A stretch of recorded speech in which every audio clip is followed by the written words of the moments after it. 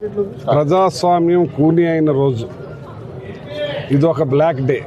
ఇప్పటి వరకు ఈ చరిత్ర ఇంతవరకు ఎప్పుడు జరగని విషయం ఇది.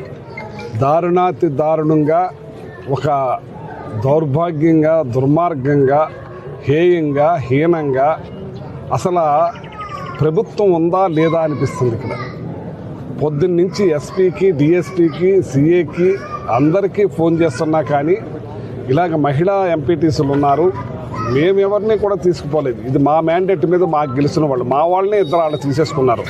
వాళ్ళకి గెలిచిన 2 తెలుగుదేశం 2 జనసేన. మాకు దగ్గర 16 మాకు వచ్చినాయి. ఆ 16లో ఒక అతను దాంట్లోకి వెళ్ళిపోయాడు, మేమేమీ అనలేదు.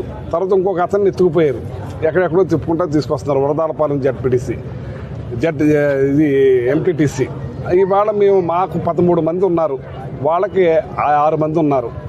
మరి ఈ రోజున మరి కౌంటింగ్ హాల్కి వెళ్లకుండా మరి ఆపి దౌర్జన్యంగా రౌడీజన్ పెట్టి రౌడీని తీసుకొచ్చి నా ఇంటి మీద కూడా పంపించి వెళ్లకుండా ఆపి ఆడవాళ్ళని చూడకుండా కూడా తోసేసి మానవత్వం లేకుండా దుర్మార్గంగా ప్రవర్తిస్తున్నారు. ఇటువంటి పని మేము ఎప్పుడూ చేయలేదు. ఎప్పుడైనా సరే మేము చేసిన పని ఎవరన్నా సంతోషంగా వస్తే తీసుకోండి, పర్వాలేదు. అలాగే మా పార్టీ వాడిని మీరు మా మక్కసూరులో మా ఎంపీపీ చేసిన వాడిని తీసుకున్నారు, మేమేం మాట్లాడలేదు. అలాగే ఒక అతన్ని ఎత్తుకుపోయారు, పోనీ అనుకున్నాం.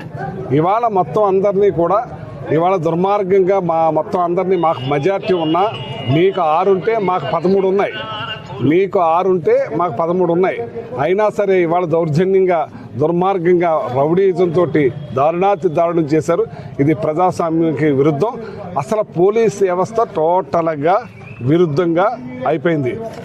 పోలీసు వ్యవస్థ టోటల్గా ఫ్లాప్. పోలీస్ వ్యవస్థ అంతా కూడా ప్రభుత్వానికి తొత్తులో వ్యవహరించారు. ఎస్పీ కాడి నుంచి ఎవరైనా సరే ఎనీ పర్సన్, డిఎస్పీ, ఎస్పీ, సిఏలు అందరూ కూడా పోలీసు టోటల్గా ఇంత దౌర్జన్యం జరుగుతున్న, ఆడవాళ్ళు తోసేస్తున్నా, ఏం చేస్తున్నా ఒక్క పోలీసు కూడా ఇక్కడ రాలేదు. నేను ఎక్స్ మినిస్టర్గా మరి చాలామంది కౌన్సిల్ చైర్మన్లు వీళ్ళందరూ కూడా ఫోన్లు చేసినా సరే ఫోన్లు కూడా ఆపేసి దౌర్జన్యకాండ చేశారు. ఇది దుర్మార్గమైన హేయమైన పని. ఇవాళ ఈ కూటమి ప్రభుత్వం అధికారంలోకి వచ్చిన కాడి నుంచి ప్రజలని ఒక నాయకులను కూడా వంచిస్తూ దుర్మార్గంగా ప్రవర్తిస్తున్నారు. ఈ రాధాకృష్ణ చాలా దుర్మార్గంగా చేస్తున్నాడు.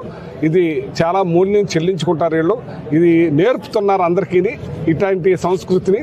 ఈ సంస్కృతి మంచిది కాదని చెప్పి నేను తెలియజేస్తున్నాను.